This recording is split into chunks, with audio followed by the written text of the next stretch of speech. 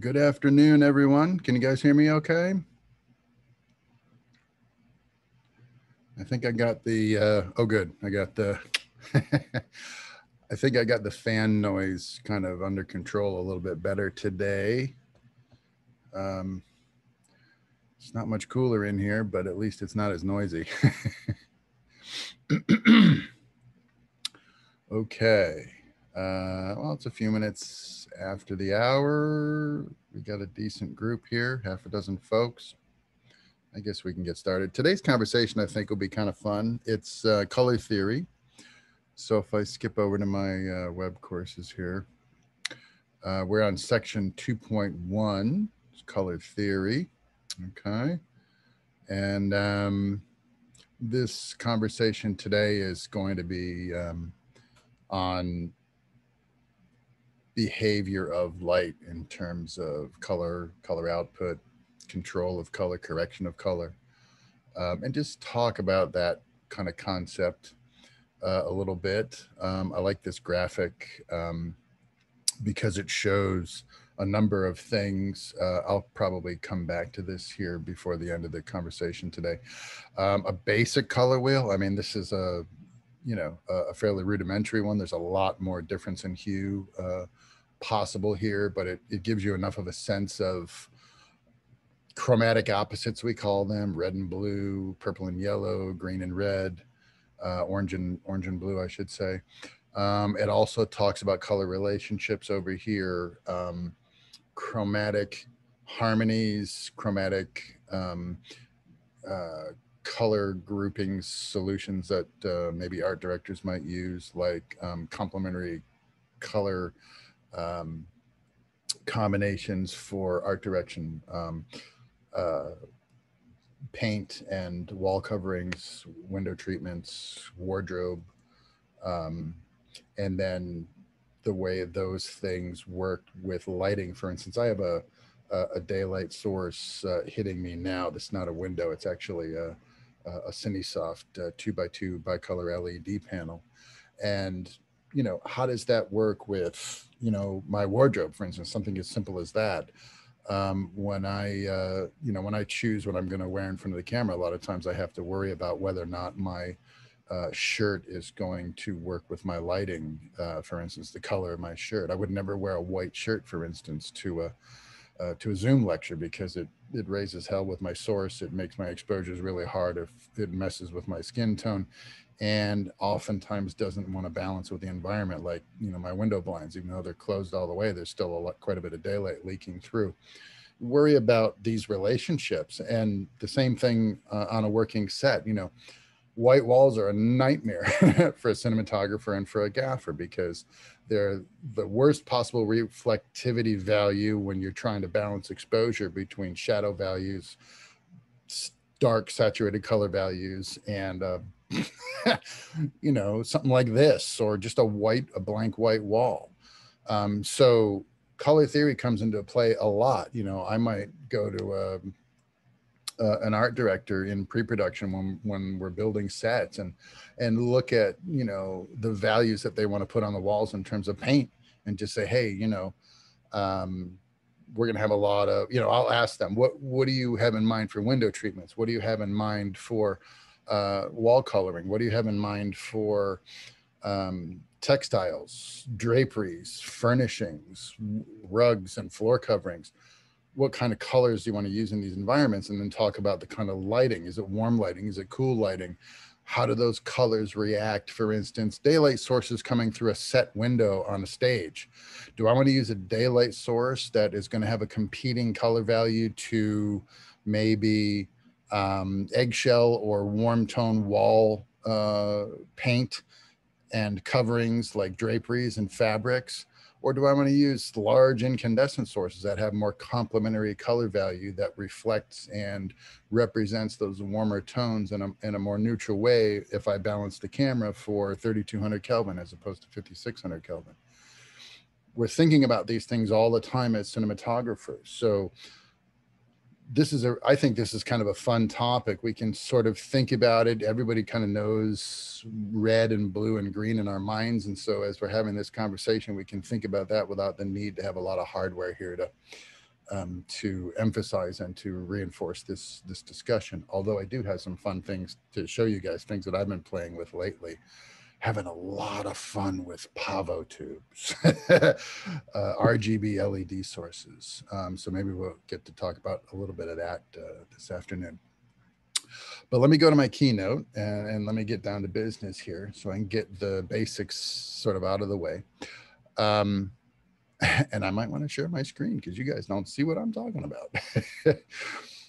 Here we go. Okay, here we go. Here's the keynote. So I use a standard incandescent household bulb as sort of the illustration, the opening image for this conversation.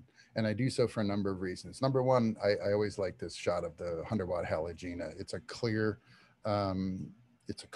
household bulb. And I used to use clear household bulbs in a lot of practicals on set because they have a warmth to them, which is I like. It's kind of nice, as opposed to a frosted household bulb, which is, you know, I mean, it's okay. I mean, it comes in at a color value of about 2,700 Kelvin, which is warmer than my incandescent studio sources like my Tweenies and my Babies and my 2Ks that are balanced to 3,200 Kelvin. So it's a little bit warmer, it has a nice kind of warm glow to it, but there was a hardness about the clear halogenas, which I always liked, and kind of just a golden hardness to them, which I thought worked great in practicals. If a lamp has already got a shade on it, for instance, it's already going to kind of diffuse whatever bulb you load into it. So putting a diffused bulb under a lampshade kind of the thing just kind of lays there, right? And then it'll have a little bit of source coming out of it, which sometimes is all you really want. And then other times you want your, especially if I use like daylight sources and then flavor them with a little bit of a warming gel, like a half CTO or I love quarter straw gel on a daylight source. It keeps a prevailing daylight color quality to everything, and then I balance the camera to daylight 5600, but then I have this warmth applied to the light just a little bit. It kind of makes color values pop a little, and I always liked that. And the halogenas kind of did the same thing. So you'd have a kind of a prevailing daylight source like coming through a window treatment, for instance, and then to contrast that within a scene, you have a practical lamp in the shot, let's say, with a halogena in it that has a really warm, crispy value to it. And it's kind of nice because then you get that sort of dual color tone going on within the scene, which helps create depth. And it's interesting, you know, you have warm values in the foreground, cool values in the background. You get a sense of a 3D sense of the space visually, which is always a good thing. I mean, that after all is the objective that we're dealing with, especially with our motion picture lighting, you know, 3-point lighting, for instance, which I'll talk to you guys about next week. The primary objective of that is to make subjects have a depth, a 3-dimensional visual quality to them in a 2-dimensional medium, like a screen or a projection screen in the theater or a TV screen in your living room, right? It's flat, 2-dimensional otherwise. And our lighting can breathe a little bit of life into those images and give things a sense of depth. Color can do the same thing. If we play with color in terms of foreground, middle ground, and background, we can sort of extract a more 3-dimensional idea from an image, which adds, I think, dynamically a little bit of interest to what we're looking at. So that's kind of the structure of this conversation this afternoon, okay? So I lead off the conversation by just showing you a traditional incandescent bulb. I mean, look at this thing. If there's a filament inside that is just raging with inductive heat and color emission, light emission. This was a traditional light bulb forever, right? I mean, your folks grew up with incandescent household bulbs. I grew up with incandescent household bulbs. But the world is now changing. We're at an interesting and critical point, a paradigm shift in just our basic understanding of interior lighting. I mean, I'm playing with fun stuff now, like these LED light bulbs, just standard household replacements, right? But they're RGB WW, warm white, cool white, and red, blue, green, mixable, combinable LED emitters that, I mean, this thing can do anything. Wonderful, wonderful toy to fiddle with. Great for on-set practicals.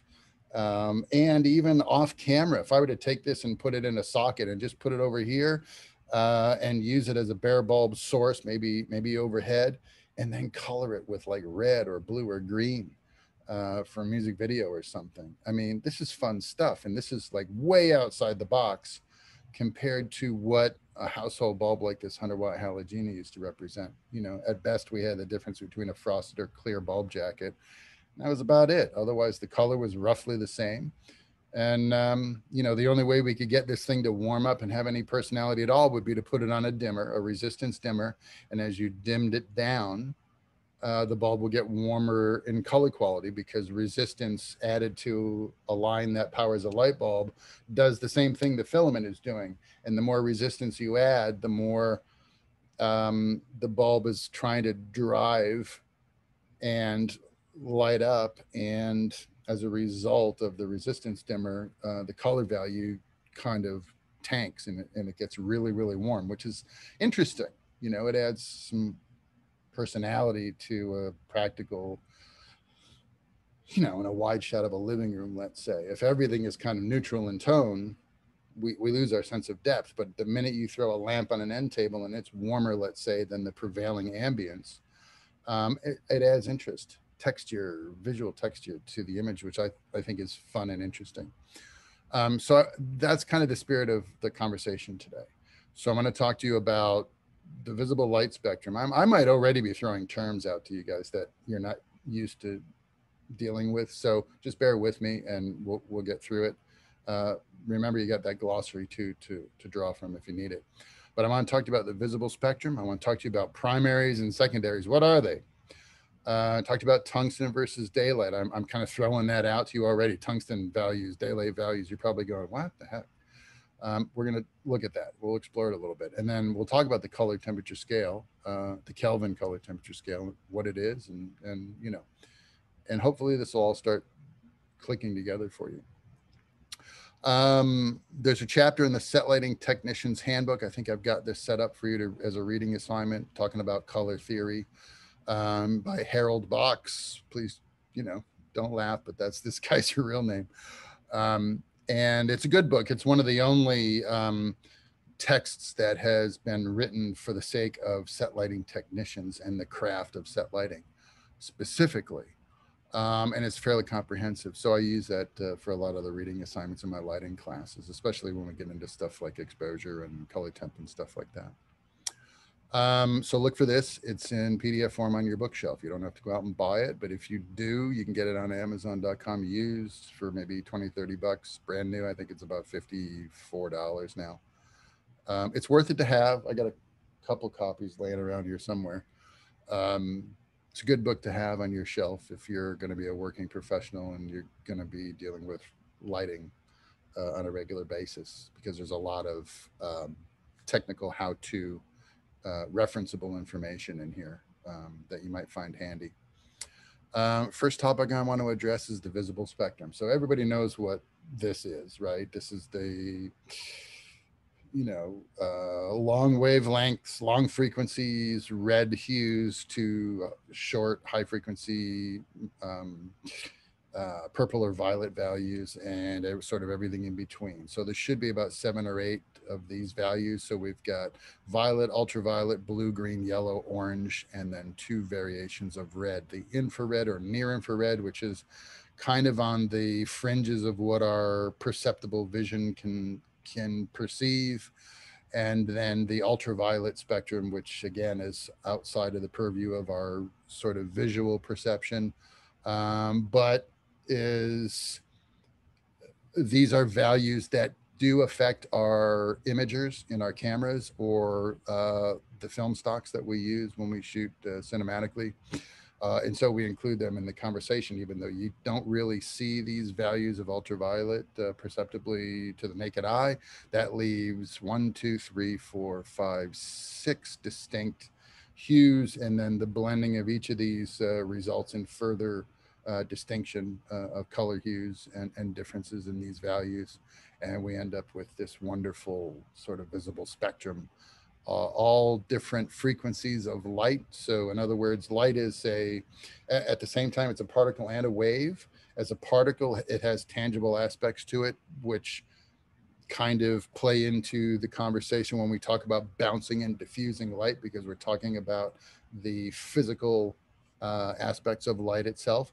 And then its personality, its frequency, its resonant value that sort of defines and dictates the color that we perceive with our eyes. So long frequencies like red, for instance, appear in these hues. Short frequencies, which have a more regular and more sort of amplitude, kinetic amplitude to them, are represented by blue and violet hues and frequencies, right? And then in between, we have these wonderful oranges and yellows and greens to talk about. So the visible spectrum is something that we've sort of been aware of since the days of Isaac Newton, when he took his famous prism and put it in the windowsill and saw how naked sunlight would go hit the prism, pass through the glass, and exit the prism on the other side, separated into its sort of distinct component values. And this is where our initial awareness of the frequency and color spectrum of light comes from. And we've been thinking about it ever since. The range of visible light that I'm talking about is a very narrow sliver to the overall electromagnetic spectrum. And this is the electromagnetic spectrum here. And the wavelengths of visible light kind of occupy a very narrow band of roughly 400 to 700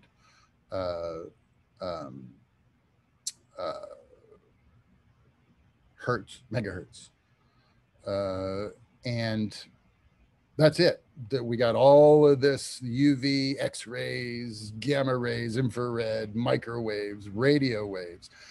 I don't know if you realize this or not, but radio, even though we associate it with an audible sort of principle and media, is actually part of the electromagnetic spectrum, and it is ultimately associated with visible light spectrum as well. So FM and AM radio, shortwave radio, ham radio, long radio waves for scientific and military use, way up here, marine use. All of this is part of the electromagnetic spectrum. Okay, but we just, in cinematography, we deal with this narrow band right here. Okay. So the wavelengths of visible light, I'm talking about Isaac Newton, 1665, I think, is when he started thinking about this full time. Took that prism, set it in the windowsill, and voila, there was the visible spectrum kind of projected onto the wall of his lab. And he played with this idea because up until that point, nobody really considered that white light had any component structure to it at all. But after Newton started playing, with prisms and thinking about this from a scientific method point of view, he realized, wait a minute, white light isn't exactly white light. It's actually the sum of all of these colors at the same time. And that's gave us sort of the additive color principle that we use in video to this day. Okay, so everybody knows that the additive primary colors for video, red, blue, and green, are associated with the hues and values that we can get in video signal and broadcast video signal, and the combinations of those three primaries, the way you mix them together gives us the whole range of values that we see in our color digital video process. So Isaac Newton started the conversation, and we've been having it ever since. I found a neat video on a NASA website, believe it or not. So this guy is a rocket scientist that is going to narrate this quick little video for you. But he's just talking about visible light and the principles of visible light and what it's all about. So it's part of a larger conversation. It had to do with some satellite or something they were dealing with. And I didn't think we needed to go that deep in the weeds, but he started the conversation kind of nicely, talking about visible color values and the spectrum and stuff. So let me play that for you really quick, see what you think of it, and then we can continue our conversation. Whoops, there we go.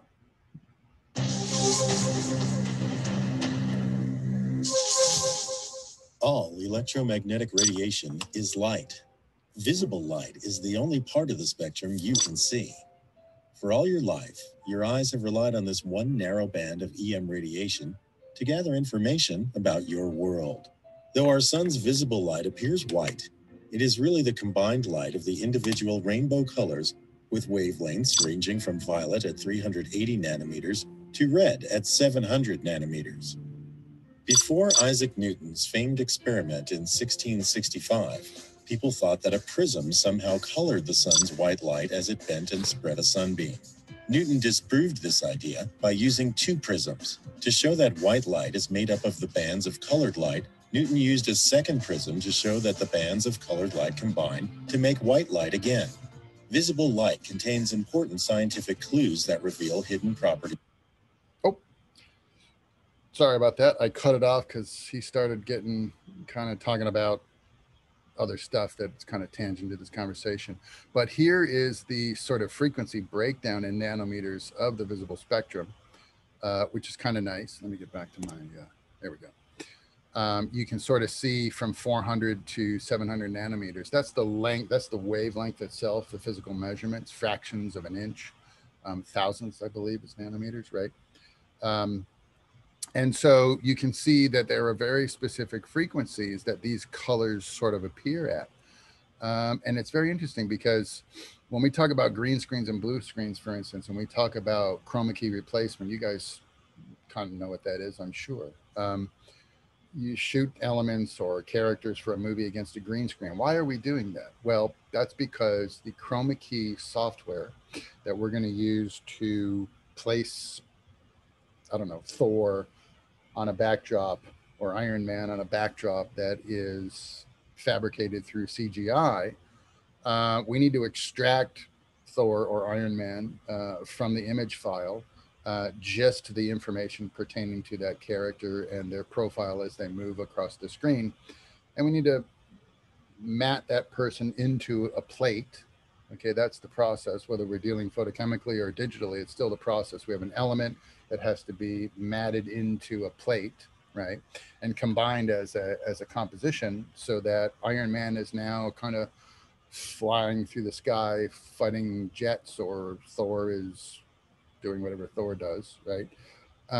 And the software is going to pick the green frequency of our screen out of that image file and eliminate it. And as a result, you have negative space, or you have empty data in that image file that will be uh, that we don't need, so that when we take Thor's image out of that file and put it on the plate, we don't get any of the extra environmental image around the element of Thor. We just get Thor himself, right? And so the computer needs to know, what color green am I pulling out of this image file, so that I don't pull aspects of Thor's costume or a helmet or shield or face or beard or hammer or hands or whatever, of different color values. I have to keep those intact and only get rid of the color value of the screen. So we use a specific frequency. It's about 450 nanometers is the specific color of green that our green screens emit if they are active green screens, or they reflect if they're passive green screens. Most of them are reflected passive green screens. 450 nanometers, the computer isolates that value in the image file, pulls that green screen information right out, leaving nothing but clear background. And then all we get left is Thor's image, right, in a nice, clean sort of cutout that we can then drag and drop into a plate file. And now Thor is running across the surface of the planet, whatever. I don't know what Thor does. He's running through the shot, and, you know, that's our scene, right? So green screens, something like blue screens, I'm sorry, are about 450. Green screens are about 550, more or less. And that's for the software. So the software has a specific value to isolate and remove from the image file. Photochemically, we used to have to do that with a matte process and a high contrast litho screening process. And it was a little bit more complicated. But if we had, for instance, Star Wars, a lot of blue screen in Star Wars, right? X-Wing fighters got to go down to the Death Star, right? Well, you start with the X-Wing fighter hanging from monofilament against a blue screen, and we're shooting that. Maybe put some camera movement in to imply, you know, relative motion of the X-Wing fighter through the frame. And we shoot that on film, right? Okay, now we've got a shot of an X-Wing fighter against a blue screen. What are we going to do with that? Well, what we're going to do with that is we're going to shoot it a couple of times. We're going to shoot it with our color film to get the X-Wing fighter itself. Then on another pass using motion control, camera control, we're going to make a pass with litho film. And litho film is extremely high contrast. It's like almost like positive or negative value. So blue, 450 nanometers of blue on litho film registered as clear. In other words, the litho film didn't see that frequency at all. So if you shot a blue screen with litho film, the resulting image would come out as if there was nothing there at all. It would be clear. So anything hanging in front of that blue screen that didn't have the 450 nanometer value associated with it, like an X-Wing fighter, you see the X-Wing fighter and it looks like it's hanging there and there's nothing else in the frame, right? It's clear.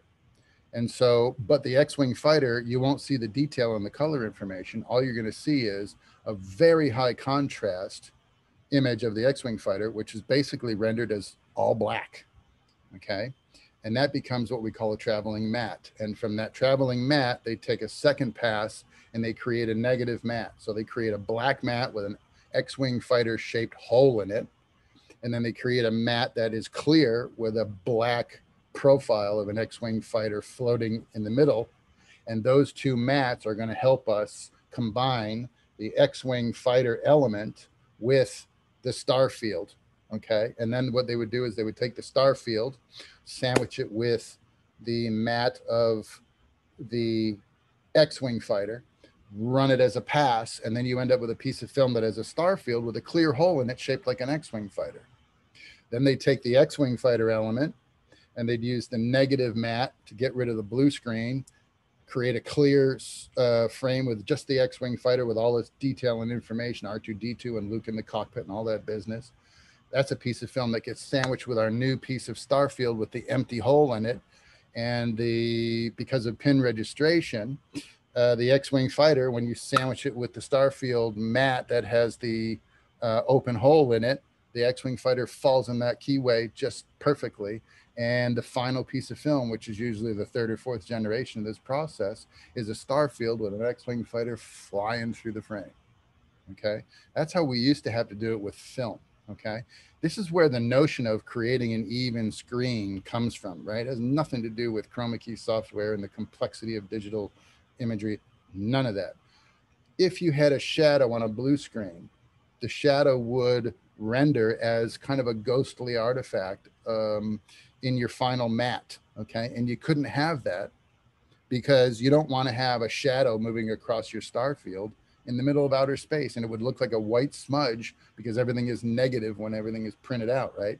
So your black shadow from your matte process would end up as a white smudge on your final star field if you had any kind of shading or shadowing on your screen at all. So we would have to make sure that the screens were lit evenly, so no shadow information would register as any sort of litho value at all. It would be clear, and then just the X-Wing fighter would be lifted off, essentially, the piece of film. Okay, that's where this sense of needing an evenly lit screen comes from. That's the original thought. Okay, and whether it's a blue screen or green screen, the principle is the same. When it's photochemical, we can't have shadows. If it's digital, if we have a lot of heavy shadows on a green screen in a digital chroma key process, yeah, we might create a little bit of a headache from our special effects person, but it's not terrible, right? Even if you have shadow value introduced into a frequency that's still 450 or 550 nanometers, the software is pretty much going to pull it all out, okay? So we don't have that much to worry about in terms of shadowing our screens with digital, okay? It was really a photochemical concern, all right? But we still try to make evenly lit blue and green screens now for the sake of making somebody's life easier in post-production and giving us a little extra time to sort of fuss with our lighting and get everything correct on our end. Okay, so it's kind of a nice thing to have budgeted for you, a little extra time to make your screen even though we kind of don't need to do it, and it really kind of doesn't even need to be green anymore because our software is so sophisticated now. I've shot elements for movies against black, raindrops. I did for one movie. I spent like weeks shooting raindrops, flames and fire, snowflakes, smoke, okay, against black, so that all I got were the elements themselves with no value at all. When we created a negative value digitally, black becomes nothing, right? So that's how we shot atmospheric elements for that particular movie. Didn't do it against green because then we got to pull green out and the reflections of green and water droplets, which is a headache for anybody digitally, and so forth and so on. So we shot all those elements against black, and it worked out pretty good. We have, here's a good example, Dune. They used what they call sand screens in Dune to pull people, to pull elements of fighters and people that were going to have spaceships and big planetary surfaces kind of laid in the background with CGI. And they used screens that were the same color as what those CGI backgrounds were going to be, so that if you got a little bit of the screen or a little reflective contamination and a highlight from the screen itself, they didn't have to play games with pulling those values out of a reflection. Like a green screen reflection, we call it backlash. Green screen reflections and highlights of subjects that remain in the elements after we've done the chroma key replacement process have to be color corrected out by a colorist later, and that can be a big headache. So in Dune, they said, instead of using green, why don't we use sand colored screens, because the CGI of the planet's surface is going to be sandy in color anyway. And if we get a little reflective contamination, or if we miss a little bit of the profile cutting in that the software has got to do, it'll be a non-competitive value, and we can sort of hide it in the actual finished image.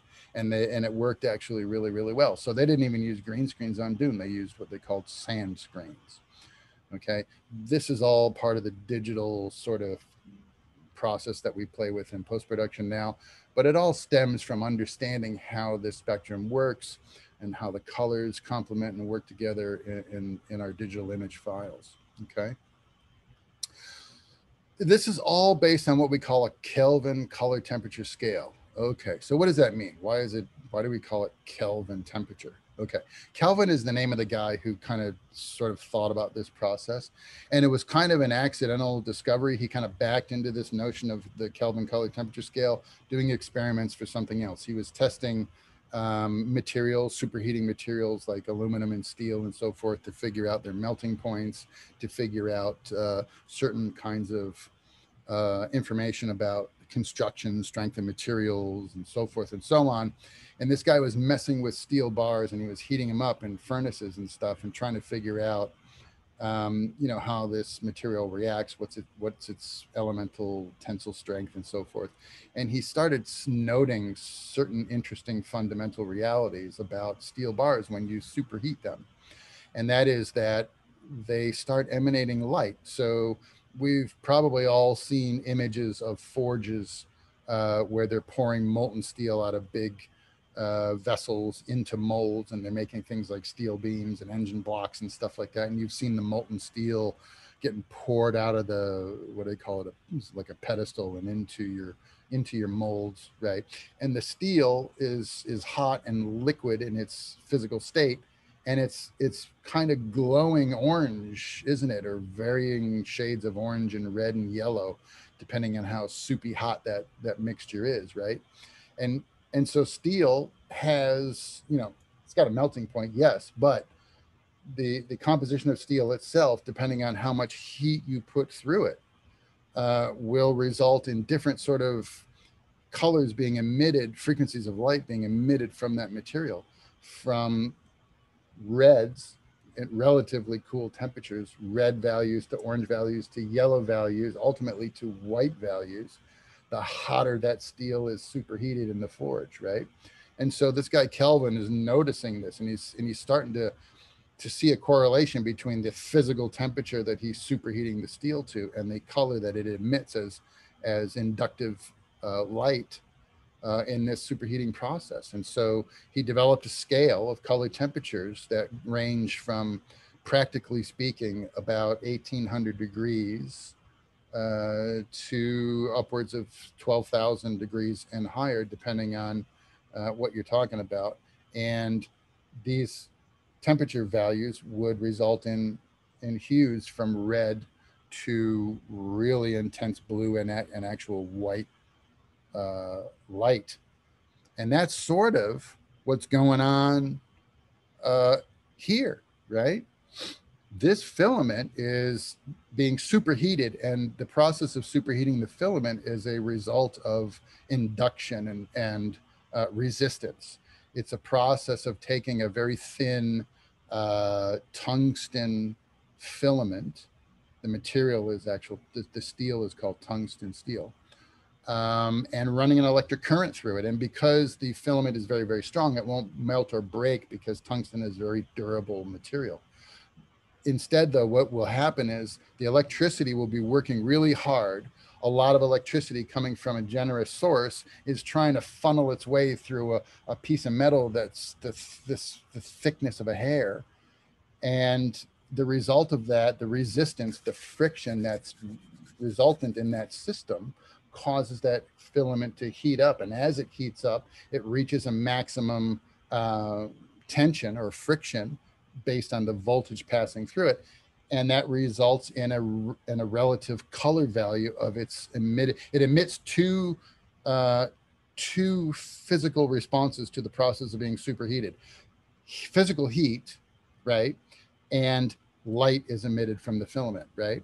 So the physical heat, when you turn on a lamp with a tungsten bulb in it and you put your hand over the top of the lampshade, it's pretty hot. If you try to touch that bulb, it'll burn your hands, right? That's the friction part. That's the heat byproduct of this process of superheating a resistant coil.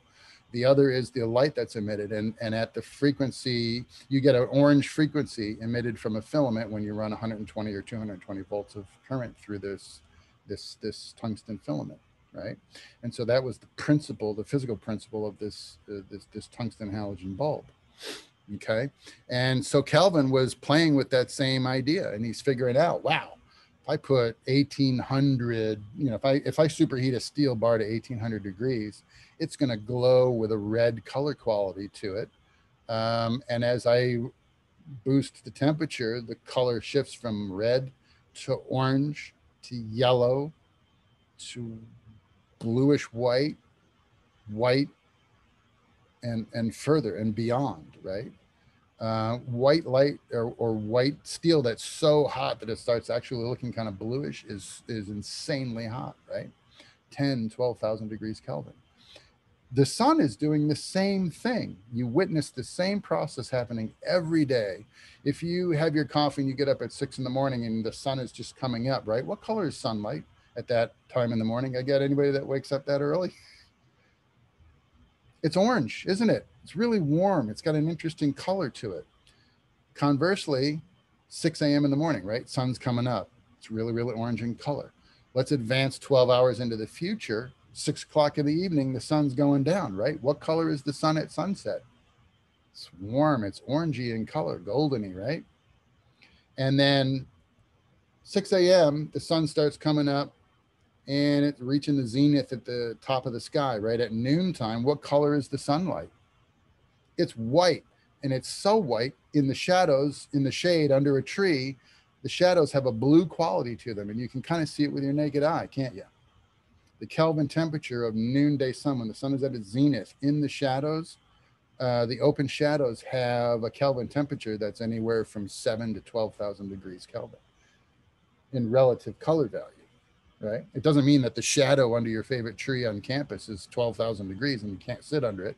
No, we're just talking about the representative color that you would associate with that blue tint, and it's about 12,000 degrees Kelvin. And then as the sun leaves the zenith and it starts approaching, the afternoon, the sun will have a white quality to it that will start getting more golden and more golden until we reach magic hour near sunset, when the sun has that sort of wonderful warm quality to it that is very pretty. And we call that time of day, magic hour, for that reason, because the sunlight has a golden magical quality to it. And it's wonderful light to shoot under because you have enough light for exposure, but it's not so hard and bluish and sort of really, I call it toothy or contrasty. It's kind of soft and warm and comfy. And it's a nice atmosphere for really pretty images and landscapes and, people interacting outside.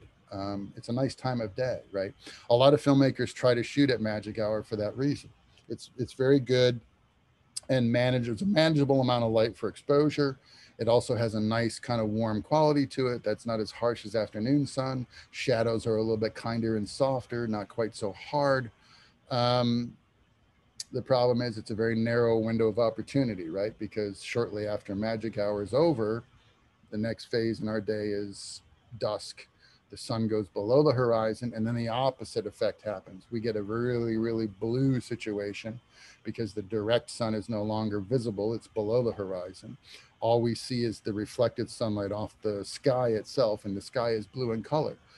In physics, we say surfaces, when light reflects off of surfaces, it takes on or possesses part of the color value of the surface the light reflected off of. So if you take a white card out in the sunlight and you reflect some of that sunlight onto your subject, it'll be kind of a white, nice and diffused and soft, but it'll be white because the card itself is white. But if you take a blue card out there and reflect sunlight onto your subject, whatever light reflects onto that person is going to have a blue quality to it. And conversely, if you take a warmer card, like an orange card, and bounce some sunlight off of it onto the face of your subject, that reflected light will have a warm quality to it as well. Okay.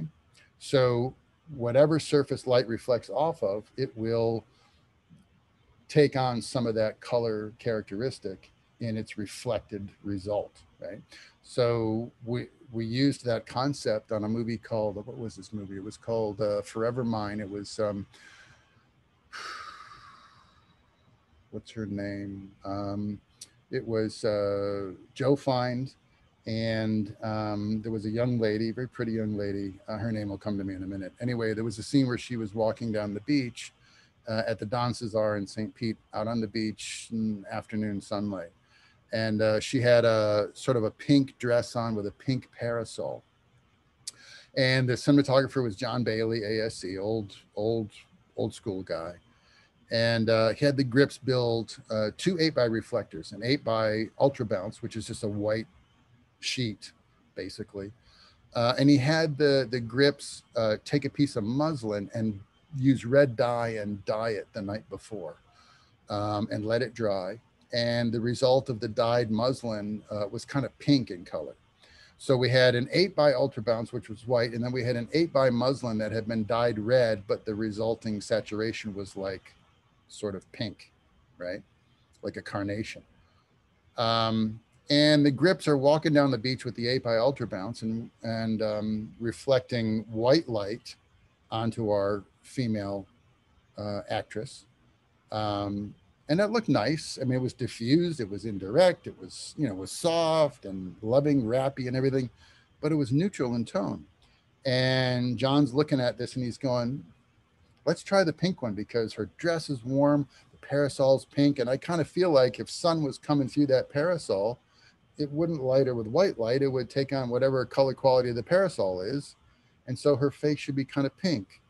And so the grips switched out the ultra bounce for the dyed muslin and bounced pink light onto our subject as she walked down the beach. And the result was it was amazing transformation because it took our subject, who already looked good with white reflected light, and then it took on an aspect of the color of her dress and the color of her parasol, and the fact that she was in love with this character in the movie, and she's out walking on the beach and kind of thinking about how she's going to negotiate this perilous relationship. She's got another guy that she's supposed to get married to, but she loves this other guy, and she's thinking about it, and she's all romantic. And that light, the way it reflected on that dyed muslin, was the perfect solution to this scene. And it was one of the first times that I saw that principle really applied practically to something that we were doing for a movie, right? Because the instinct on the parts of a cinematographer in the grip department would be grab the ultra bounce, we need some reflected light outside, right? And we grab a neutral colored bounce and we use it. But if you play with color a little bit, and I've done the same thing in the opposite. We use polystyrene. We call it beadboard, and you can buy it from places like Home Depot. It's insulation for construction and so forth, but it makes a nice, polystyrene makes a really nice bounce material. You can cut it into small sizes. It comes in 4x8 sheets, and it's only like, you know, maybe $20 a sheet for a 4x8, and you can cut it up into smaller pieces, square pieces, and use them as handheld reflectors and stuff. It's wonderful material for filmmakers. But I was playing around on another film, and the opposite thing was kind of happening. Everything needed to be cool in color. I think it was Take or something. And Jeremy Renner's color scheme was all cyans and blues and stuff. His world was blue in tone, right? And so I needed reflectors that were not white. I was putting cyan gel on his key light constantly. We were putting, we were affecting warm color tones in post-production as color correction. And so to put a white bounce on Jeremy in a situation where I was already using cyan gels on the lights, and then we were going to further that blue process in post, was going to be counterintuitive, right? So I found another construction material at, I think it was Lowe's or something, I don't know.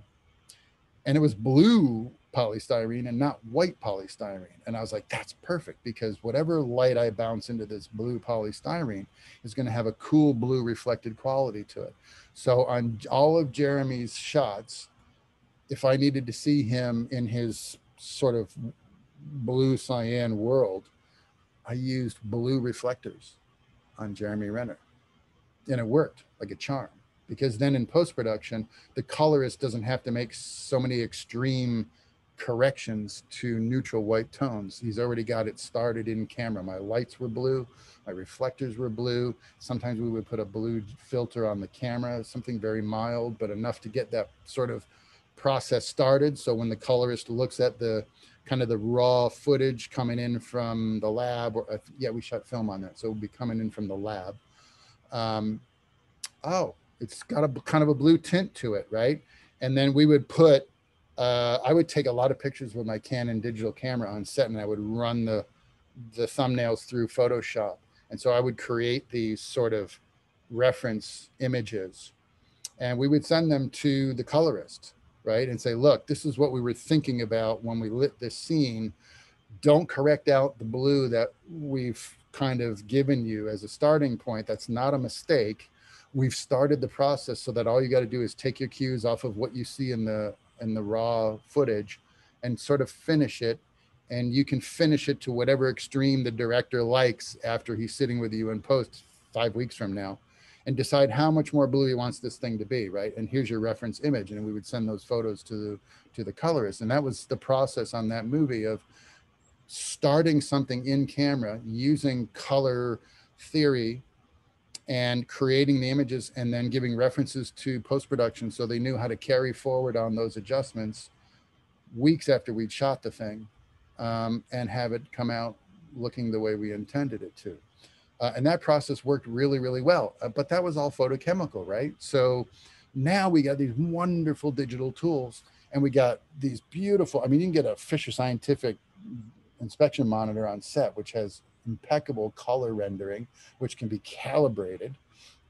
And you're looking at the image coming right out of the camera. And if you don't like something, you can change it right then and there based on what you see, because what you're looking at on that inspection monitor is the signal.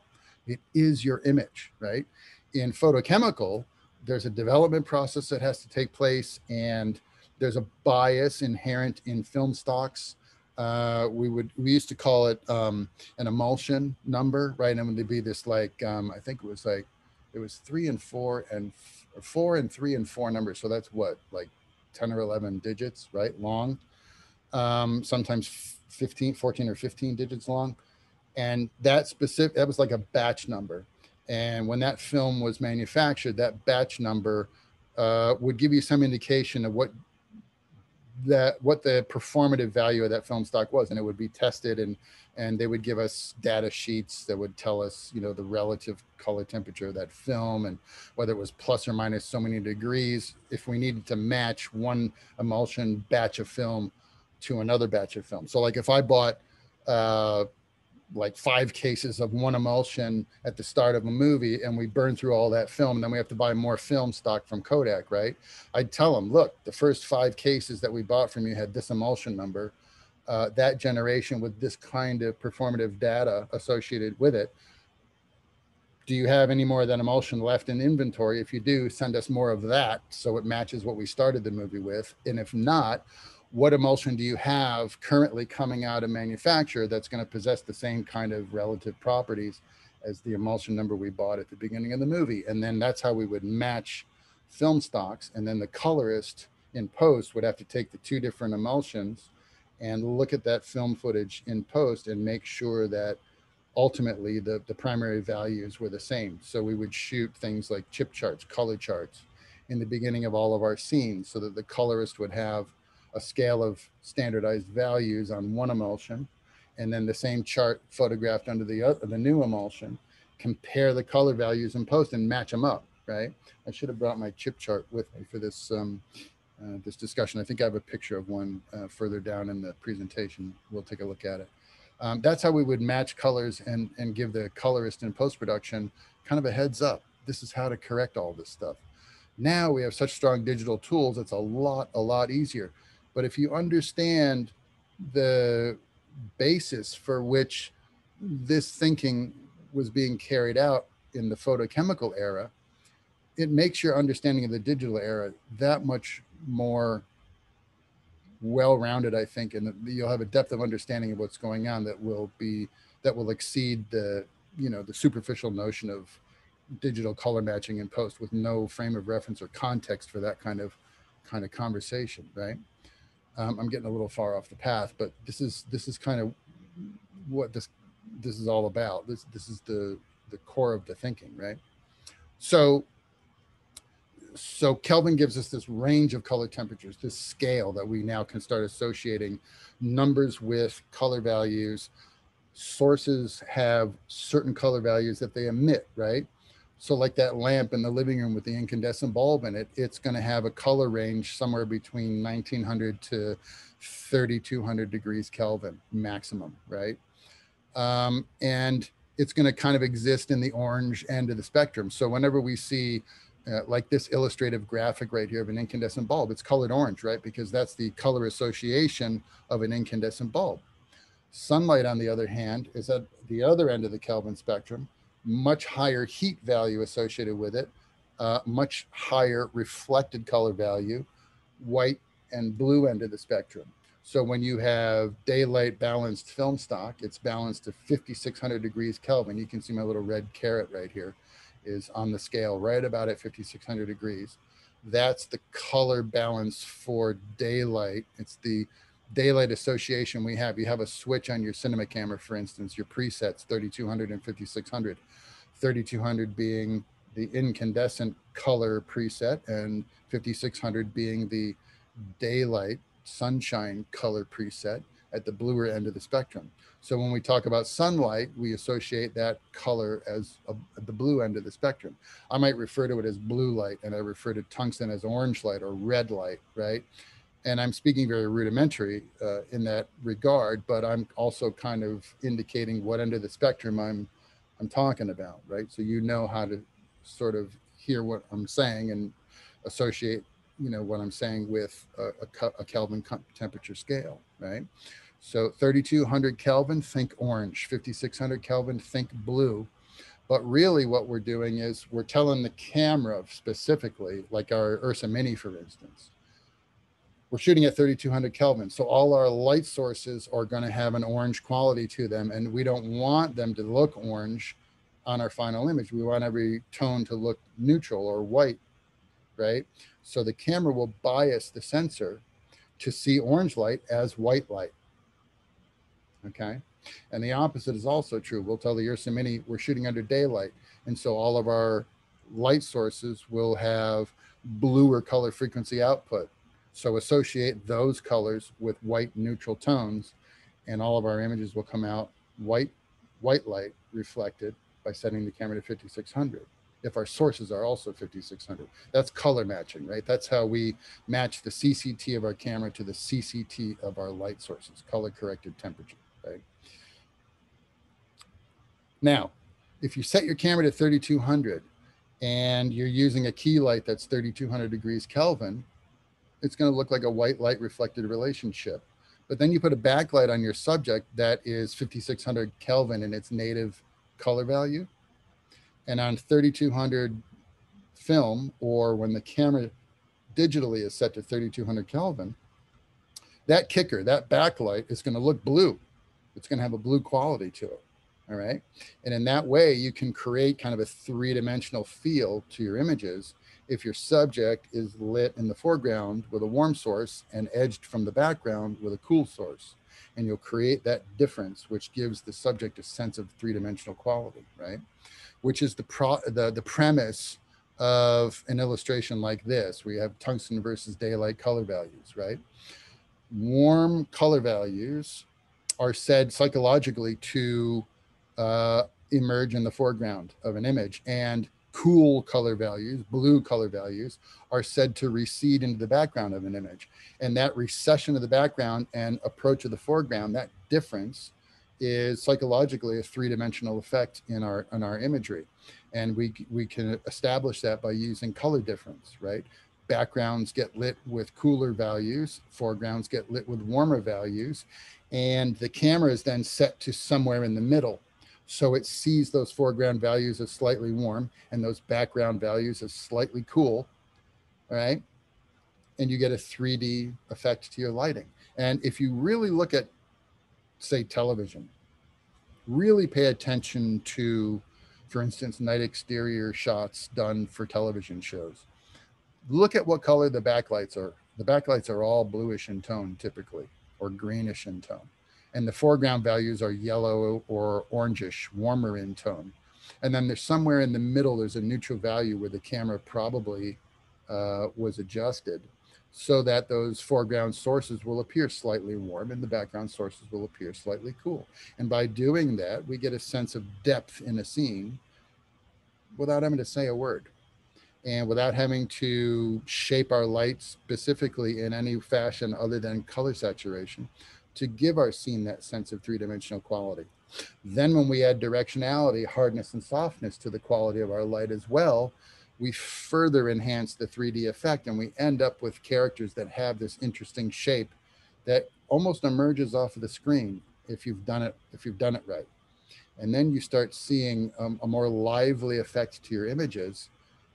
Combine that with depth of field so you can throw things out of focus you don't want this audience to look at, and keep things sharp in the foreground you want them to pay attention to. Color, depth of focus, shape of the lighting, all contributes to the full effect of our cinematic image, right?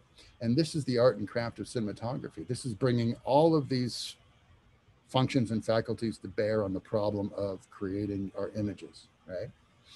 And it's something that we have to practice, think about, study, and execute all the time in order to understand and be able to replicate these processes, bring them to bear at will on a problem that's right in front of us, whatever job we're on, right?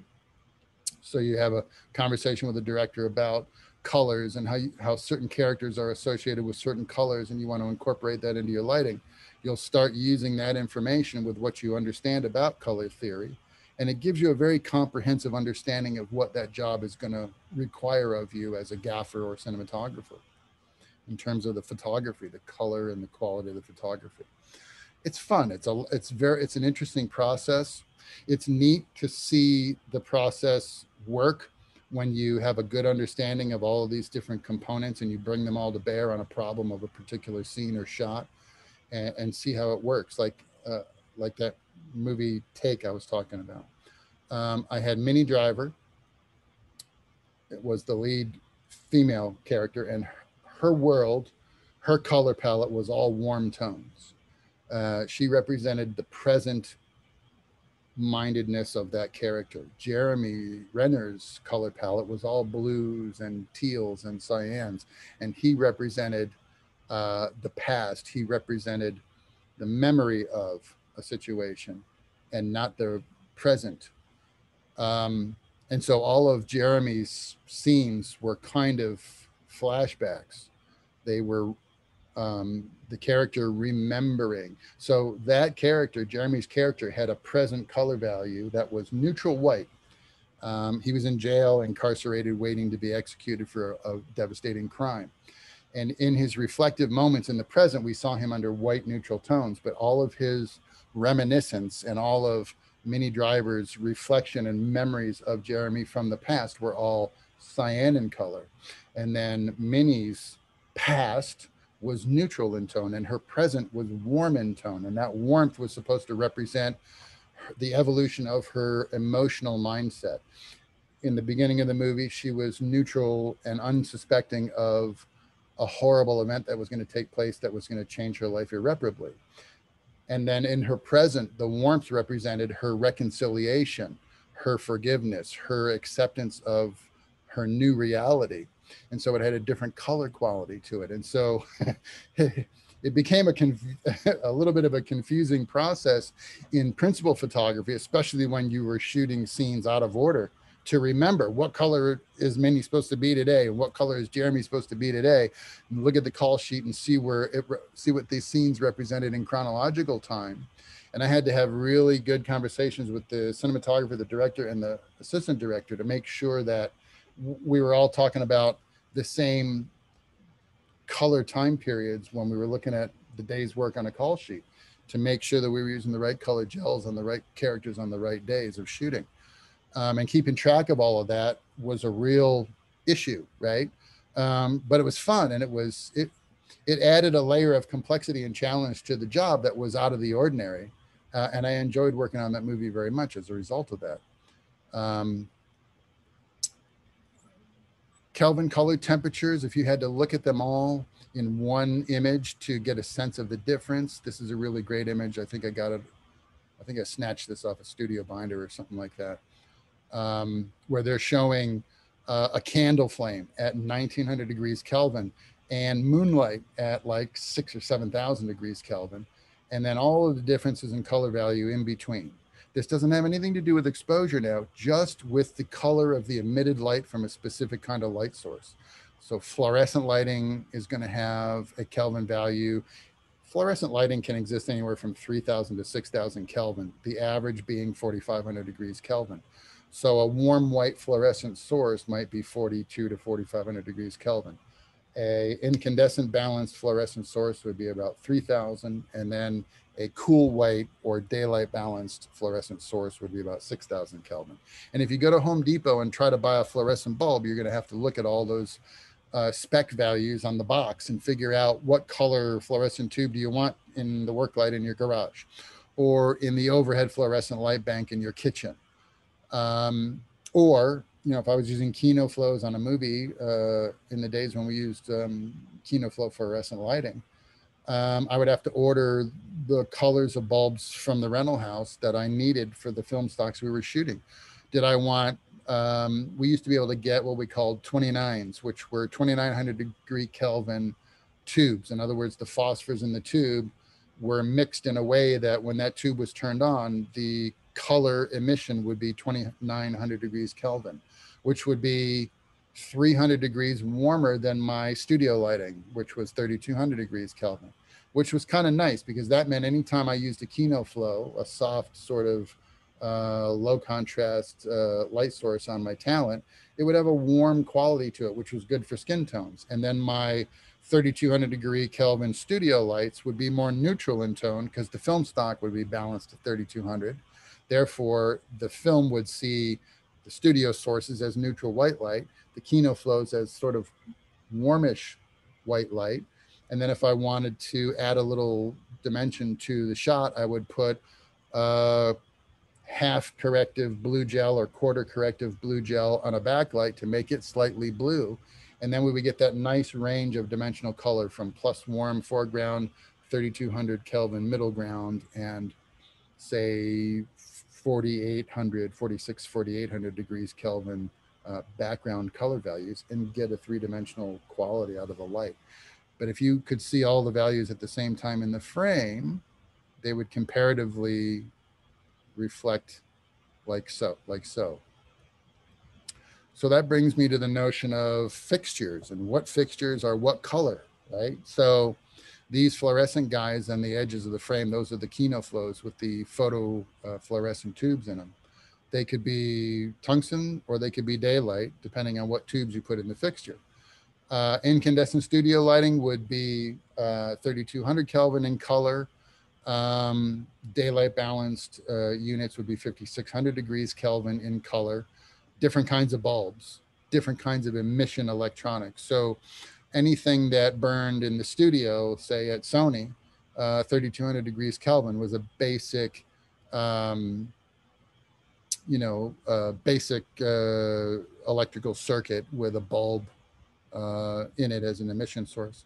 High intensity output sources that create daylight balance needed ballasts, high voltage input current to drive the ballast, and then the ballast would further ramp up that voltage value to power a high voltage head that was running a spark through a bulb with a gas in it that when you burned the gas would burn at a color temperature closer to 5600 Kelvin. And so that system was more complex, more parts, more cables and so forth when we used HMIs. Big problem, big pain in the butt, right? Now we got these amazing LED lights that are whatever color you want them to be, right?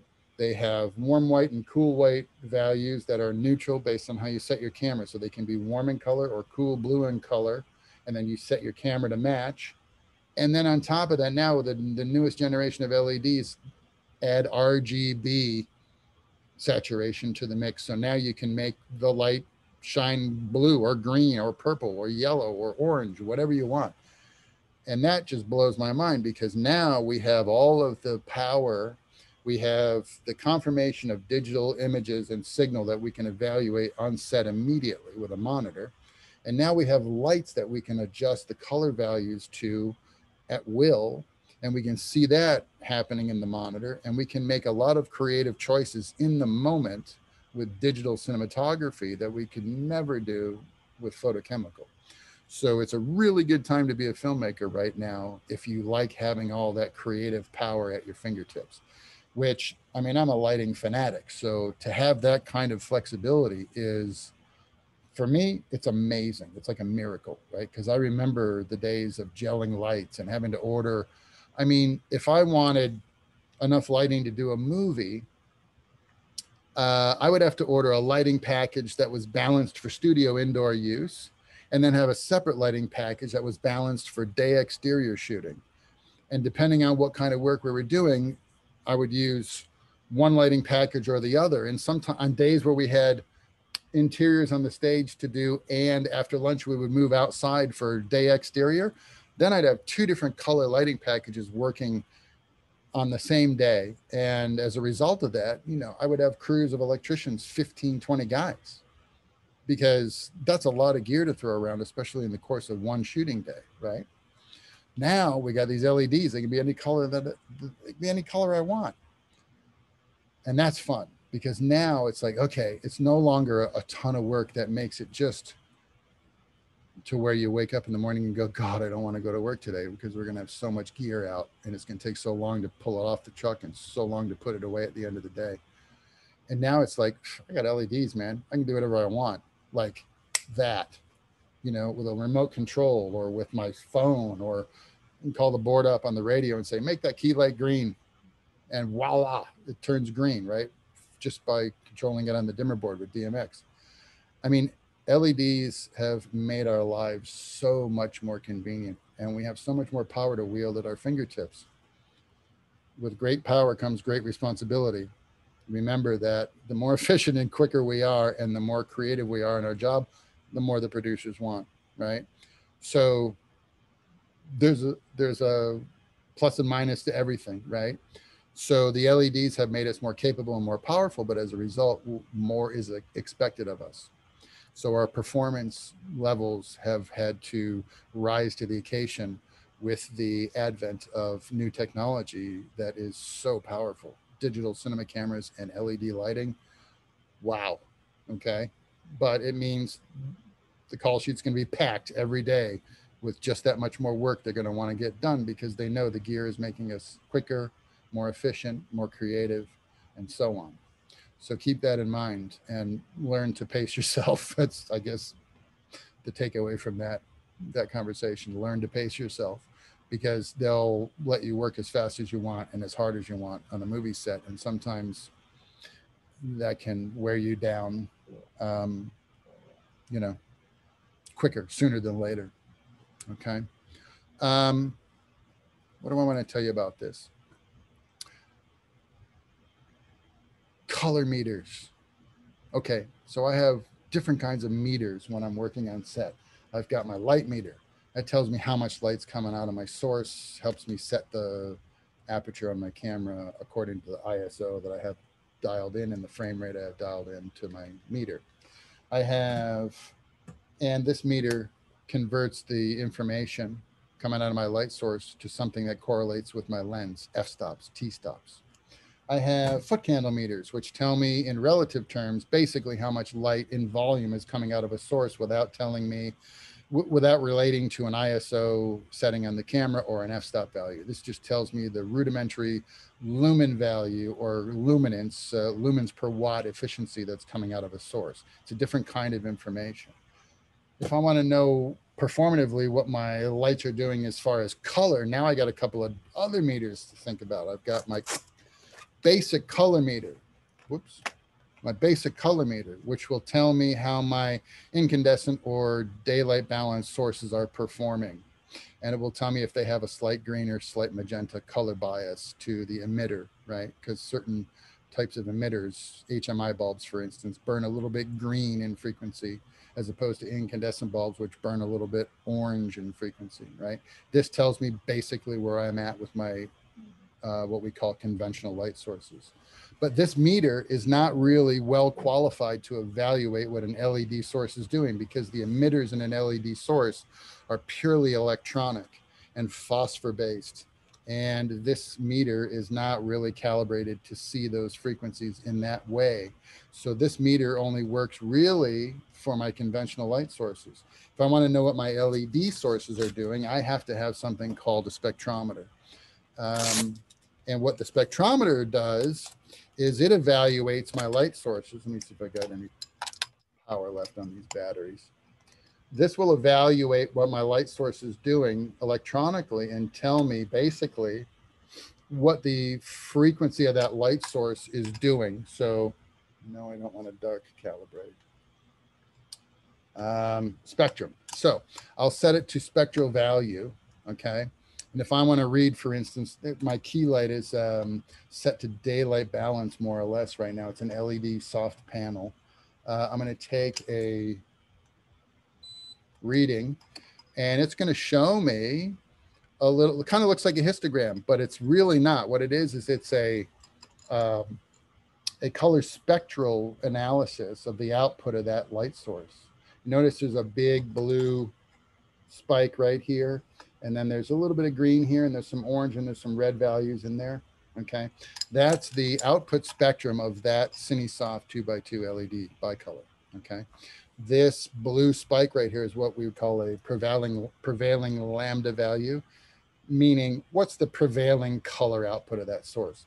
And the big blue spike tells me, oh, it's daylight balanced, or it's set to daylight in its emitter output on the controller, right? And I've given you on the screen here some representations of, I think these were from 1x1 LED panel, like the ones you guys have at UCF, the little Studio Pros by Favatech, right? When I set that panel to daylight output, I got a spectrum that looked kind of like this on the left, right? A prevailing blue spike, prevailing lambda value of, if I look at the CCT right here, it says 5588K, right? We know that daylight source, the preset 5600 is our standard. If this is coming in at 5588, That's only a few points from 5600. That means the output when set to daylight of that little Fabatech panel is pretty darn accurate. And the CRI, color rendering index of 96, tells me 96 out of 100%. That's pretty darn good. That means that this panel, when set to daylight, is nearly perfect daylight output. Okay. On the other hand, if I take that same panel and turn the dial over to tungsten output, I get a different looking spectrum on my meter. It shows me a different prevailing lambda. In this case, the prevailing lambda is way over here at, I don't have my glasses on, looks like about 630 nanometers.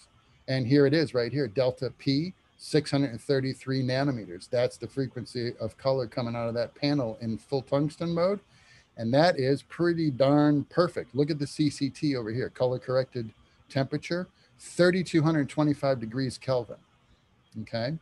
If the finest difference that the manufacturer can recognize or replicate is 150 degrees Kelvin difference, 25 is almost nothing. It's almost a negligible difference between 3,200 and 3,225.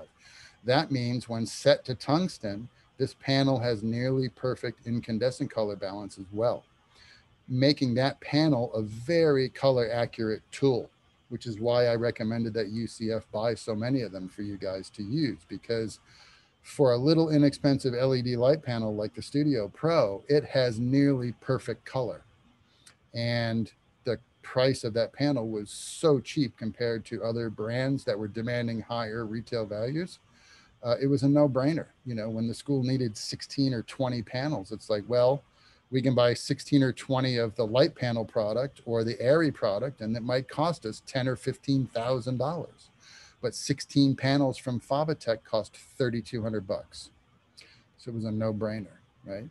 But I had to test those panels and qualify them before I could recommend them to UCF. And I used my spectrometer to evaluate the color quality of those instruments, and they were nearly perfect. If you were to take a Mole Richardson 650 watt Fresnel off the stage at UCF and put the color meter to it, the spectrum would look a lot like this, except the tweenie, we call it, 650 watt Mole Richardson light, it's not going to have any blue component to it. So it's going to have a big orange prevailing lambda spike at about 630 nanometers, but there won't be a smaller blue spike on the spectrum meter as a result. It'll just be a big orange mountain on the output.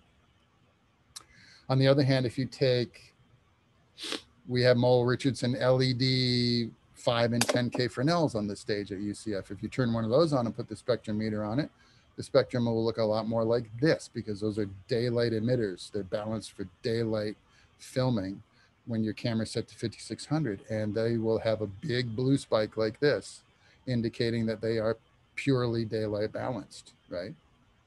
And these are just other evaluative graphics that you can use to scientifically gauge the output performance of a light or a particular emitter. It's called CIE 1931.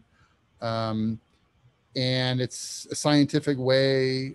Engineers will use these values because they're more precise, and they use a calibrated standard called a black body curve, which is this line through the graph right here with the big black X on it. And depending on how far your source deviates from the standard black body curve tells you how accurate the color performance is of a particular LED. If you know how to look at light in those terms, these charts can be very handy, but for most people, it's more complexity than they want to deal with. And it's easier to visualize from a very basic color spectrum like this in the form of a histogram. It's easier to sort of say, oh, it's got a big blue spike, it's a daylight balanced light. It's got a big orange spike, it's a tungsten balanced light. And then proceed accordingly. Right? But you got all this information available to you through a handheld spectrometer. So it's a more precise way now of qualifying our light sources. It's a little bit more complex, but in the long run, it's offering even more wealth of information that is only helpful ultimately when we're dealing with all these different digital possibilities. I think that conversation has got well beyond the basic construction of a light bulb, but here's a graphic basically showing you the components of a traditional incandescent bulb. You have the input power contact here, which is a threaded base called a mini or a medium or a mogul base. It's where the light bulb screws into the fixture, and you energize the fixture with electric current coming through the contact. Here is a representative of the filament structure within the light bulb, and it's really just a resistive structure, a very fine filament coil made out of tungsten wire. Currents brought into the bulb through the contacts, through one anode to the cathode, through the resistive filament, and the filament glows and emits the color prescribed by that voltage and that filament, what it's made out of. And we end up with a bulb that's kind of orangish in color. Studio incandescent bulbs are a little bit more complex looking, but it's still the same basic process. Current in through a filament, current back out to the source. That completes the circuit, and the bulb burns with an orange color. And you can see right on here, this bulb is from Osram. It tells you it functions at 120 volts, 300 watts of output. That's the relative intensity of the bulb itself. The three-letter designation from the Osram catalog, FKW, stands for 300 watt, 120 volt incandescent. And then it also tells you the maximum operating temperature, 900 degrees Fahrenheit, this bulb can get, okay? In terms of physical temperature now I'm talking about. And then on the back side of this bulb, you might see the 3200 Kelvin designation on it, okay? The studio incandescent globes come in a variety of sizes, anything from 100 watts all the way up to 10,000 watts or 20,000 watts of resistive tungsten incandescent light output, orange in color quality, designed to balance to film stocks, sensitive to 3200 Kelvin color temperature, or digital cinema cameras that you can set to 3200 Kelvin color correction, or CCT. In the past, lights like Mole-Richardson studio incandescent fixtures would conveniently be colored in warm tones like maroon, orange, red. So at a glance, you kind of knew from across the room if a light was kind of red or orange or maroon in color, it was incandescent balanced. And conversely, the airy stuff or the LTM stuff that was all daylight balanced would be blue in color. So that from across the room, I knew the difference between a 1200 HMI with 5600 color balance from a Mole-Richardson 2000 watt or 2000 watt par, which would have an incandescent color balance, because that light would be basically Mole-Richardson color, which is kind of this maroonish, reddish color. And that was a quick and easy way for us to recognize our light sources across the room at a glance. But now, unfortunately, everybody said, man, we like the look of the brushed aluminum and the blue castings on the airy lights. Let's make all our lights the same color, silver and blue. And now you end up with a world where all the lights are either black or silver and blue in color. And now you have to know, either through the silk screening inscribed on the side of the light, or the specs plate on the ballast, or you have to know, because you own the product itself, what the performative color value is. So it got a little confusing in that way until the LEDs came along. And now we got lights that can be any color we want. And all we got to do is punch that value in on a controller, and that light will burn it that color. And it's wonderful. So now the light can be whatever we want. Coincidentally, all the LEDs seem to be black.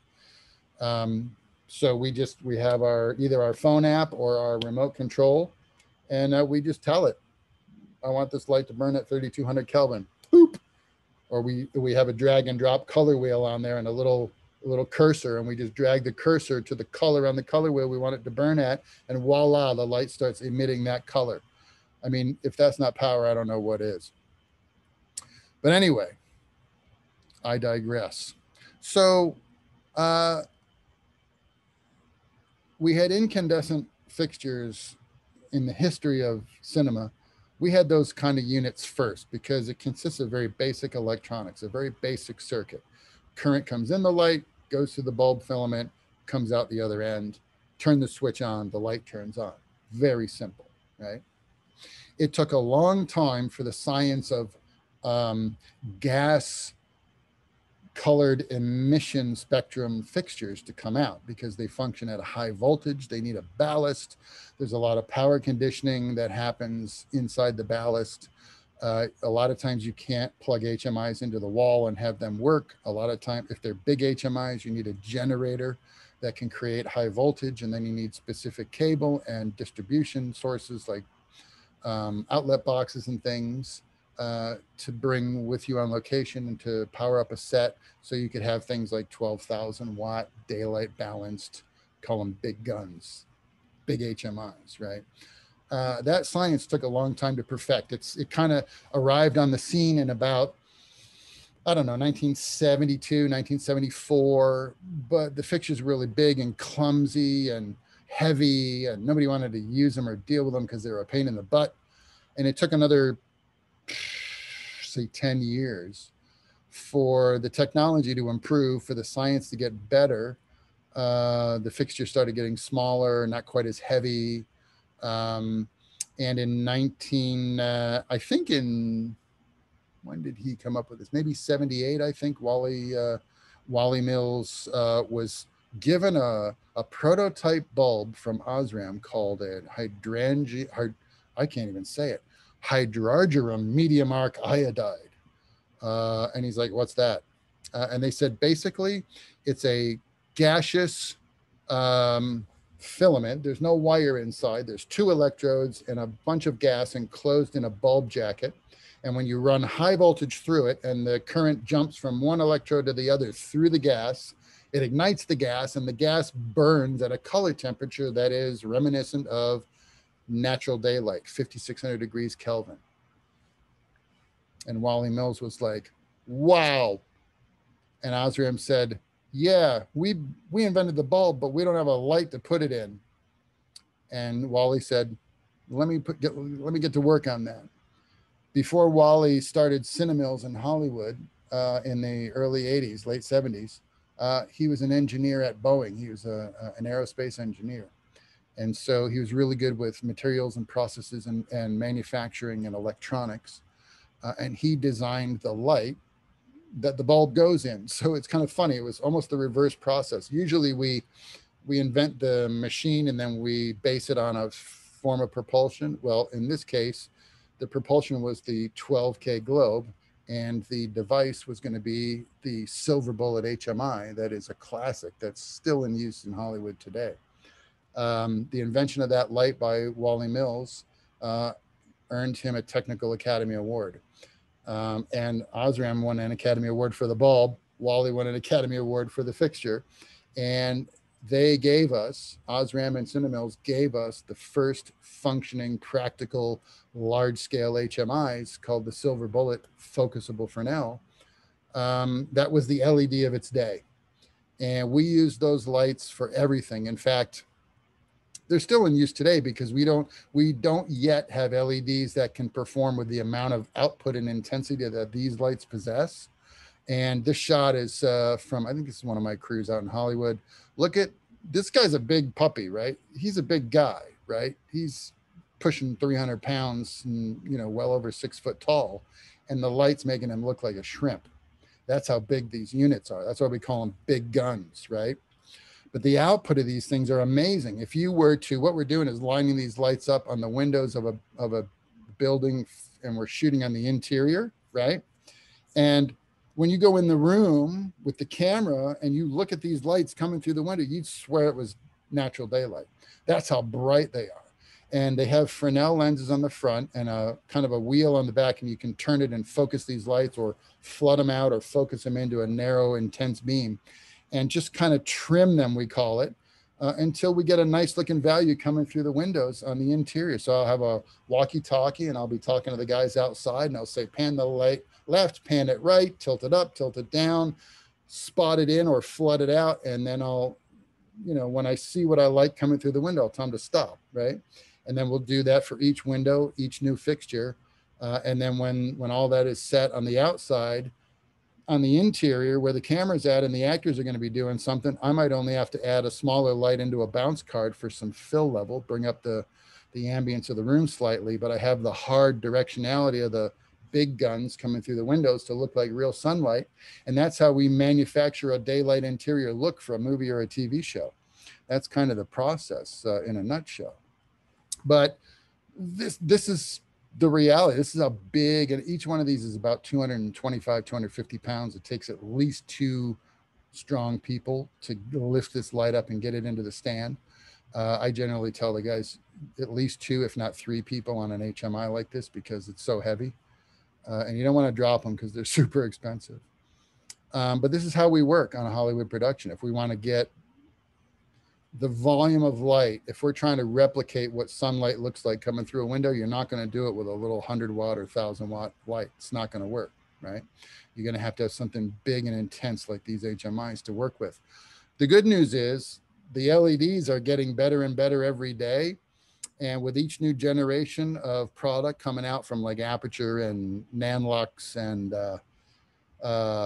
who else is out there doing this kind of thing?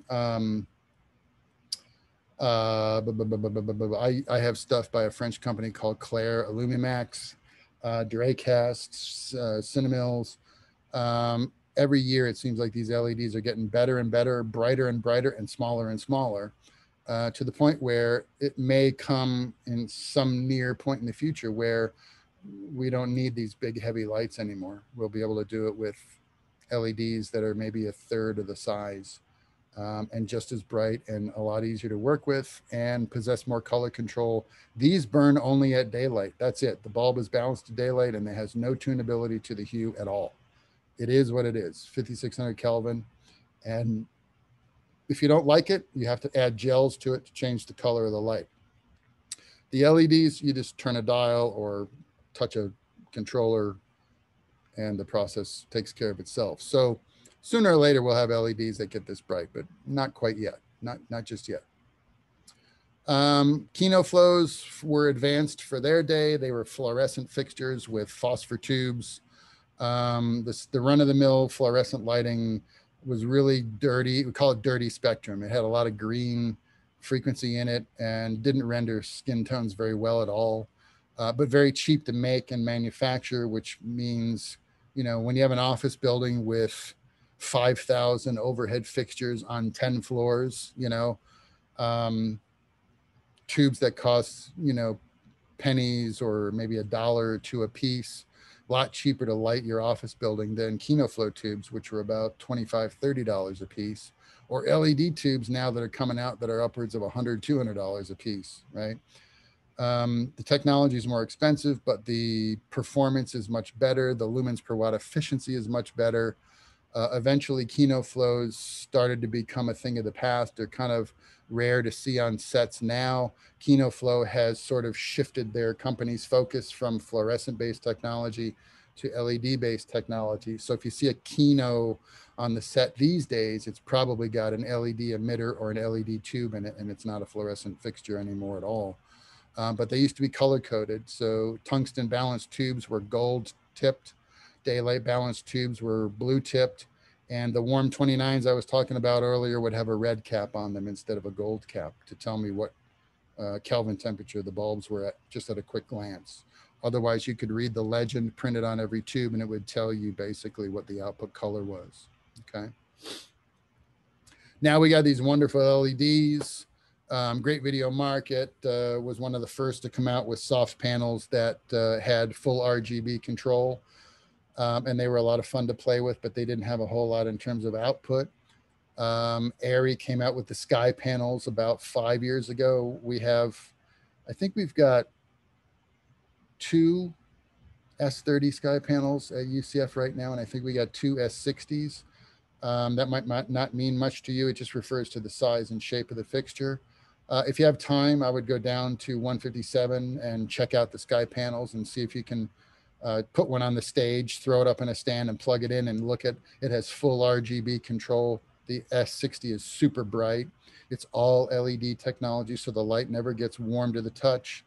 It uses very little current as opposed to its HMI or incandescent brothers. So it makes it a very efficient fixture to use. You can have more of them on set and power everything up with stingers as opposed to bringing generators to location and big heavy cables for the large HMIs that suck a lot of electricity. So the sky panels really kind of revolutionized the market and really kicked everybody into gear to accept and embrace the LED products that were coming out and start thinking in terms of LED size and wattage and output, and sort of calibrate our lighting performance according to what LEDs could do. And then the digital cameras that came out, film cameras generally had a sensitivity of anywhere from 100 to say 400 ISO, which after our exposure conversation, you should kind of get the idea that those film stocks aren't very sensitive to light. It needs a lot of light to expose film at ISO 100. But our digital cameras now, a lot of the native ISOs are 800 or 3200, 2500. The pocket cinema cameras are 2500 and 3200 ISO. And those are very sensitive sensors. And therefore the lights can be smaller. They don't have to be quite as big anymore. So that helped the LED industry kind of infiltrate the film business and supplant the conventional products that we were using with the new LED product. And everybody was kind of happy with that changeover.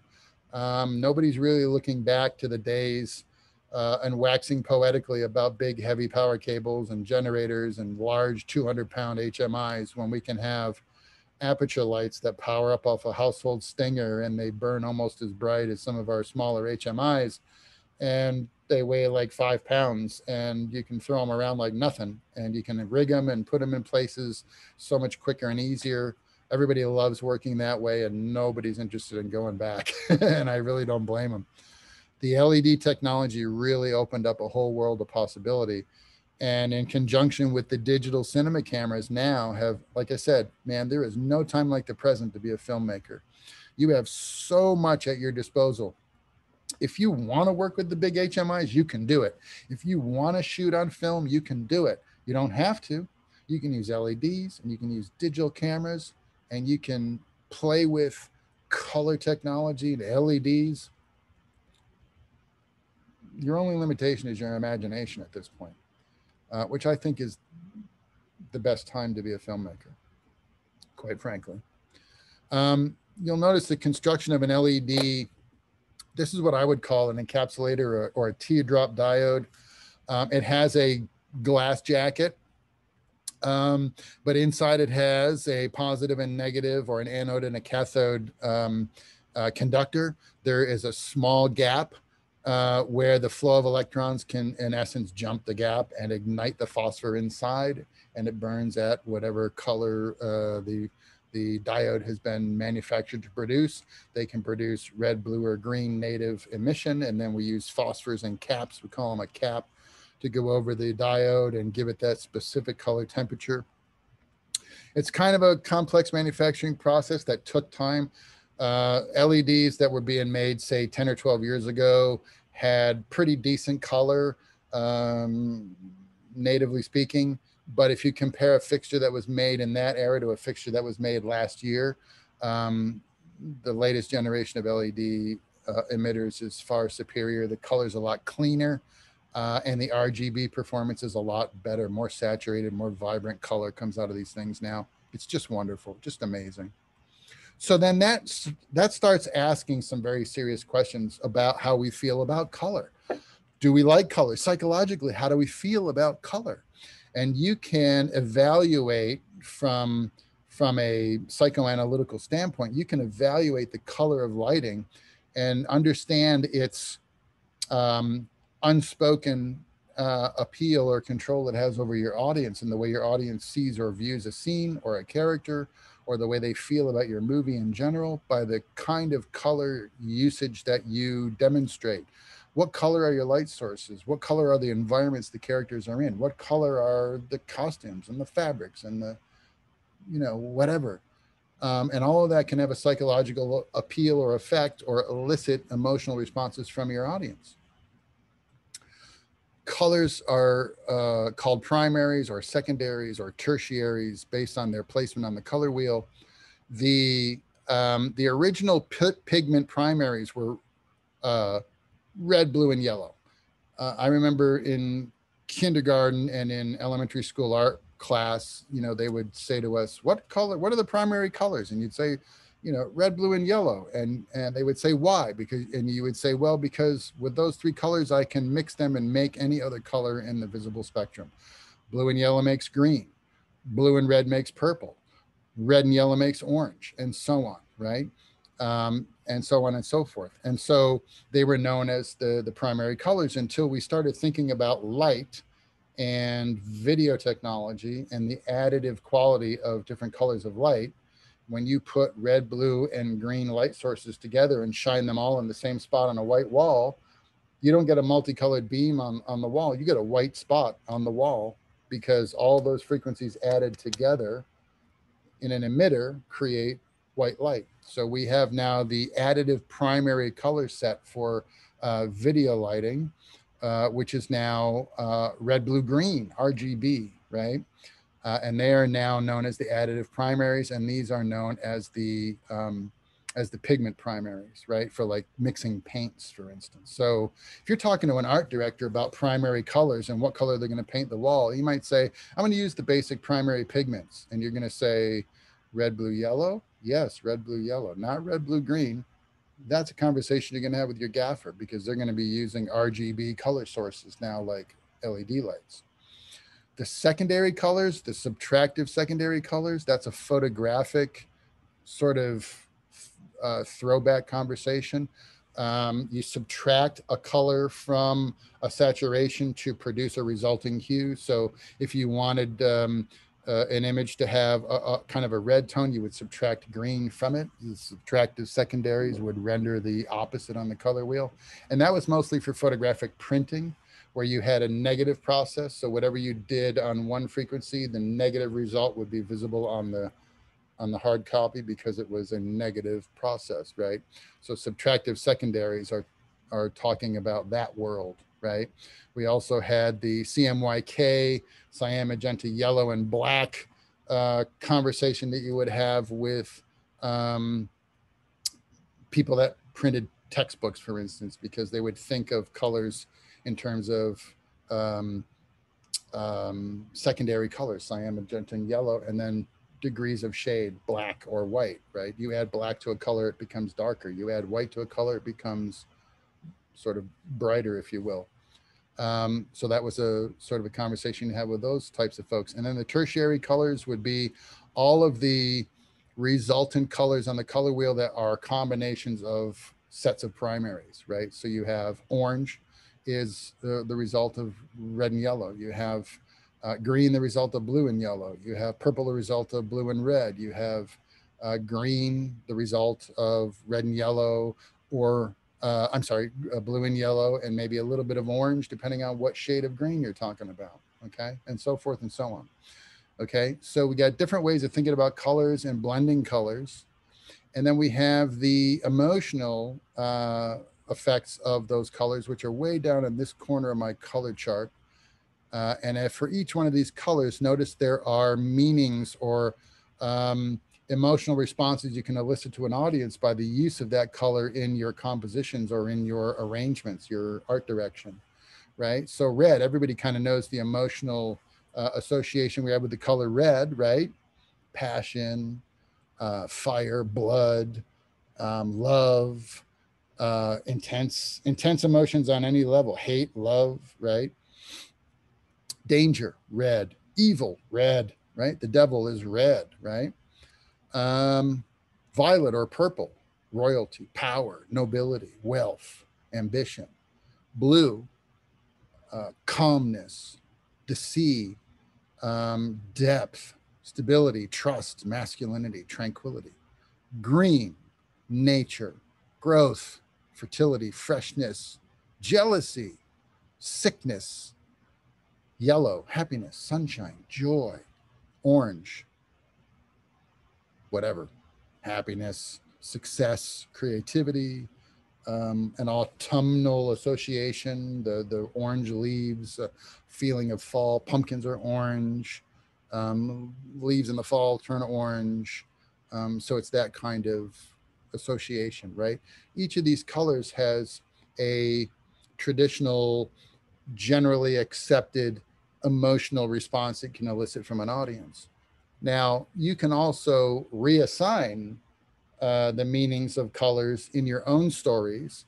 And when you do so, you have to give the audience some kind of clue to deciphering your meaning, right? So if you want to use red to symbolize something like a specific character, does that specific character behave in ways that support the emotional notions of red in the first place? Are they a bad person? Are they a passionate person? Are they a person that's in love and therefore behave in a way that would speak to red sensibility, and therefore you might give them red costuming, red hair, live in an environment that has a lot of red touches in it, you know, red furnishings or red wall treatments or window treatments, or a red car, they drive a red car, right?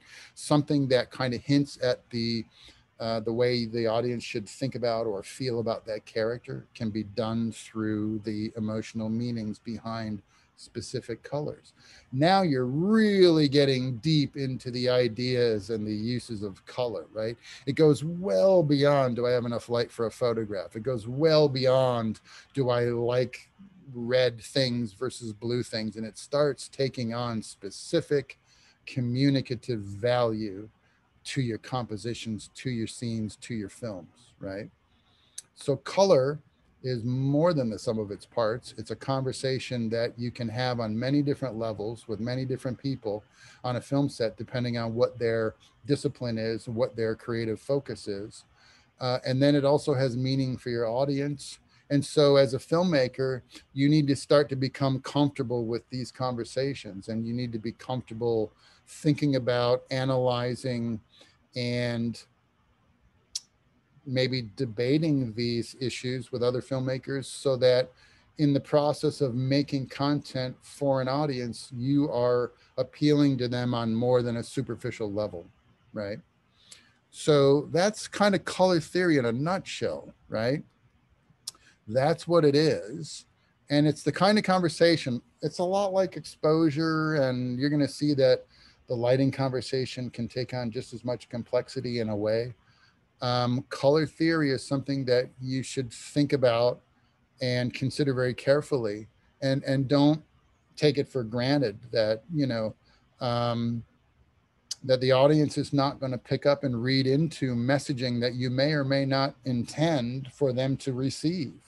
If you're not paying attention to what color means and you're using a lot of red in your movie, you could very well mislead your audience into thinking about a character or a situation in a certain way that you never really intended. But the use of red on a psychological level might relate to your audience in a way that you never even thought about. So as a filmmaker, you want to think about these things carefully beforehand, before you shoot a lot of film, so that you make sure that, again, as a filmmaker, you are telling the audience a story, and you are telling them a story in a certain way, and you're giving them a specific kind of message. And you want to make sure that everything you do, whether it's composition, framing, lighting, use of color, make sure that all of those behaviors that you are using and demonstrating to your audience support the story and the notion or the idea or the message of your story, and they don't conflict with your story, so that your audience doesn't leave the theater confused.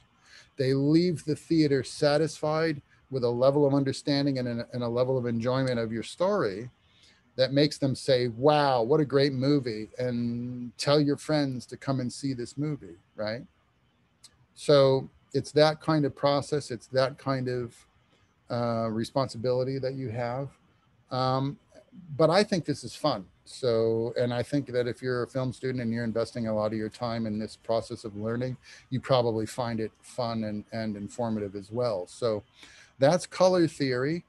Um, it may or may not be the first time you've heard a lot of these things. You may have heard some of this stuff before. If not, and anything stands out to you as needing further explanation, I'm open and available to you for any conversation. How do you feel about this material this morning, this afternoon? Um, Anybody have any questions or thoughts about this discussion at this point in time? Anything you want to raise for the group while we have everybody here? No? Again, I knocked it out of the park. Okay. Well, I went a little over time today, but I hope it was worth it. Um, if you think of anything after we adjourn the meeting today, just shoot me an email. I'll be happy to address it for you. I do monitor the web courses email box. So if you need me, all you got to do is send me an email.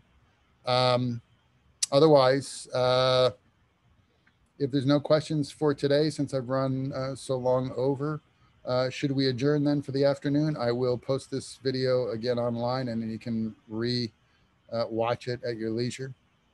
I have one thumbs up already. Do I have a second motion to adjourn for this afternoon? Thank you, Chris. All right, I got the thumbs up. Well, that's it. That's what I have for you guys for today. Your homework assignment would be check out Theory and Control of Color from the Blaine Brown book. That's your motion picture video lighting book, not the cinematography text. And this is also on your bookshelf in PDF form. And then check out, there's some PDFs that I gave you guys to look at on web courses. And you can check those out. And if you have any questions, shoot me an email. All right. That's it. Thanks so much, everybody, for your time and attention. We got 1 week left. Next Tuesday and Thursday is week 6 of the Summer A session. After that, there'll be a final quiz and we'll be done. So you're almost home, folks. Almost done. Thanks for your attention for today. And I'll see you all next week.